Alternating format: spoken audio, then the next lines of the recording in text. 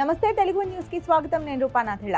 జర్నలిస్టుపై దాడి కేసులో హైకోర్టు ముందస్తు బెయిల్ నిరాకరించడంతో నటుడు మోహన్ బాబు అజ్ఞాతంలోకి వెళ్లిపోయారని ప్రచారం జరుగుతోంది. ఆయన ఎక్కడ ఉన్నారన్న సమాచారం లేదని పోలీసులు సైతం చెబుతున్నారు. జర్నలిస్టుపై దాడి కేసులో మోహన్ బాబును అరెస్ట్ చేయొద్దంటూ తెలంగాణ హైకోర్టు ఇచ్చిన గడువు డిసెంబర్ 24తో ముగిసింది. ఈ నేపథ్యంలోనే ఆయన ముందస్తు బెయిల్ పిటిషన్ను కోర్టు కొట్టివేసింది. దీంతో ఇక ఏ క్షణంలోనైనా మోహన్ బాబును పోలీసులు అరెస్ట్ చేస్తారన్న ప్రచారం జరిగింది. అయితే అనూహ్యంగా ఆయన అజ్ఞాతంలోకి వెళ్లిపోయారు.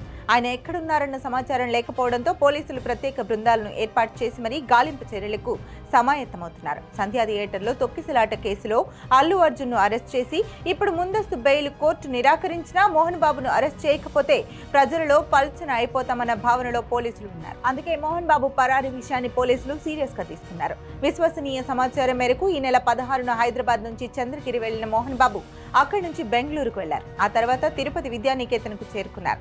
హైకోర్టు ముందస్తు బెయిల్ నిరాకరించినట్లు తెలిసిన వెంటనే సోమవారం సాయంత్రమే ఆయన ఎవరికీ ఎటువంటి సమాచారం ఇవ్వకుండా విద్యానికేతన్ నుంచి బయటకు వెళ్లిపోయారు.